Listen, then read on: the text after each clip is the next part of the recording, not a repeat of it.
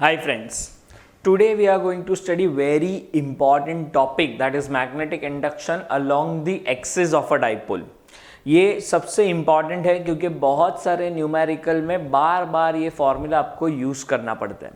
तो समझ लेते हैं पहले तो इसका सेटअप कैसे किया है। एक मैग्नेट को रखा हुआ है north pole south pole, pole strength plus m minus m और length l, l become 2l।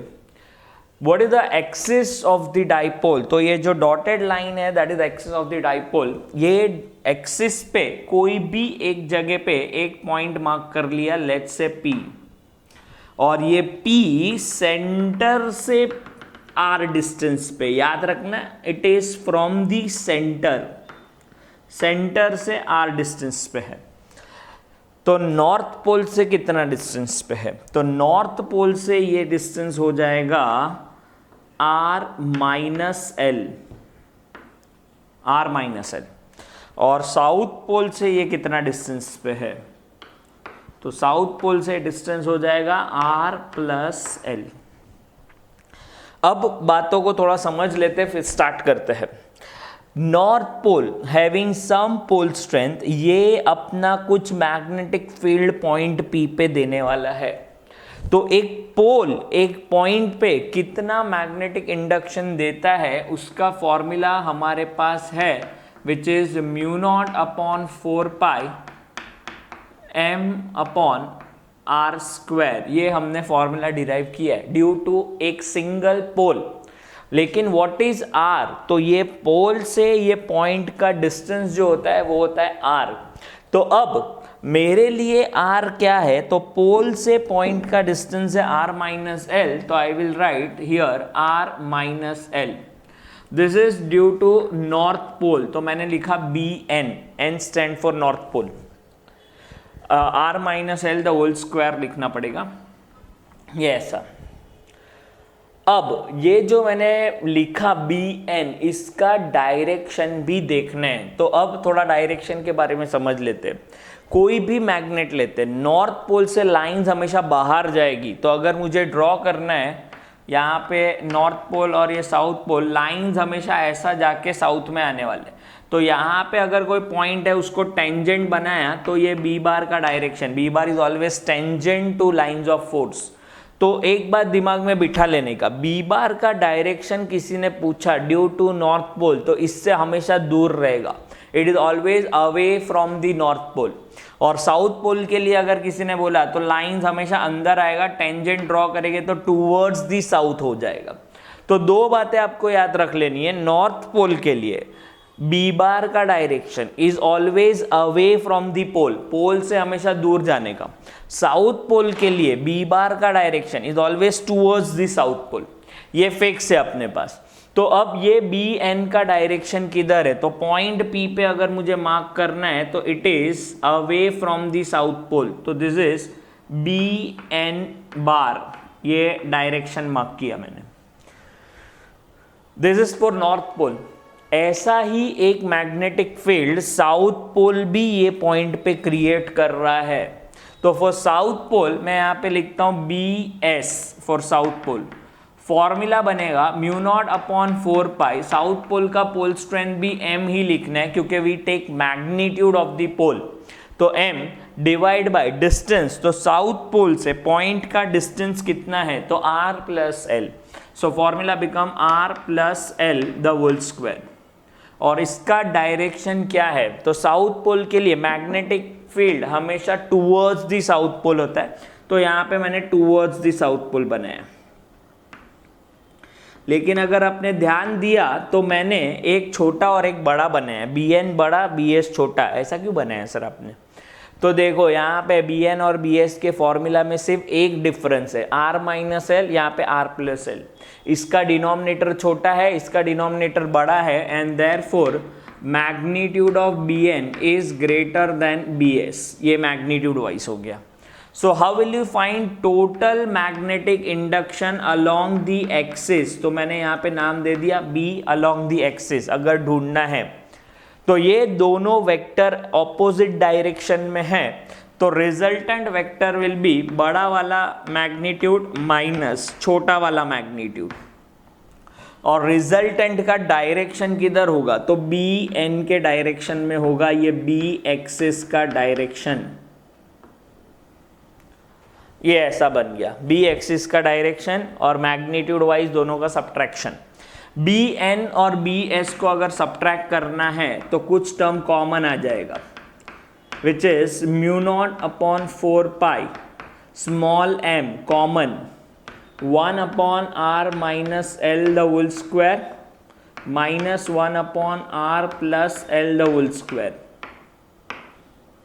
Cross multiply, अब थोड़ा मैथमेटिक्स अप्लाई करेंगे और इसको सिंप्लीफाई कर देंगे। So B axis is equal to mu naught small m upon 4 pi r plus L the whole square minus r minus L the whole square divide by r minus L the whole square r plus L the whole square. ये ऐसा हो गया। अब यहाँ पे a plus B the whole square, यहाँ पे a minus B the whole square. So B axis का value mu naught m upon 4 pi R square plus 2rl plus L square minus R square minus 2rl plus L square. Denominator में जो square square है इसको बाहर square कर दिया ऐसे, और अंदर वाले टर्म को लिखा r minus L and r plus L. अब न्यूमरेटर में कुछ कैंसल हो रहा है, that r square get cancel, L square get cancelled. So formula become mu naught m upon 4 pi into this become 4rl upon r square minus l square the whole square। इसको हम लोग थोड़ा सा style में लिखेंगे। अच्छा, style क्या है तो बता देता हूँ क्या स्टाइल लिखना है। m into 2l into 2r divide by R square minus L square the whole square. ये क्या किया सर, तो 2l into 2r is nothing but 4rl। 4rl को ऐसा स्टाइल में लिखा, इसका एडवांटेज क्या, तो ये कैपिटल M बन जाता है। तो mu naught upon 4 pi capital M, तो 2 capital M into R upon are square minus L square the whole square. This is the final formula for B axis. But maximum student और हम लोग भी ये फॉर्मूला यूज नहीं करते या याद नहीं रखते। क्यों? क्योंकि हर बार हम लोग को क्वेश्चन में शॉर्ट डाइपोल की बात करते हैं। अब what do you mean by short dipole, तो हम अपने ओरिजिनल डायग्राम पे आ जाते हैं और थोड़ा समझते हैं कि शॉर्ट डाइपोल किसको बोलते हैं। जैसे नाम है शॉर्ट डाइपोल, छोटा डाइपोल। अगर छोटा डाइपोल है इसका मतलब है ये जो है बहुत छोटा हो गया, दैट मीन्स ये L का वैल्यू बहुत छोटा हो गया एज कंपेयर टू R, उसको छोटा डाइपोल बोलते हैं। L is very small as compare to R, मतलब पॉइंट बहुत दूर रहेगा और डाइपोल बहुत छोटा है। तो अगर ऐसा केस है तो ये जो फॉर्मूला हमने डिराइव किया है इसमें कुछ चेंजेस कर देंगे हम लोग। क्या चेंजेस करेंगे? For short dipole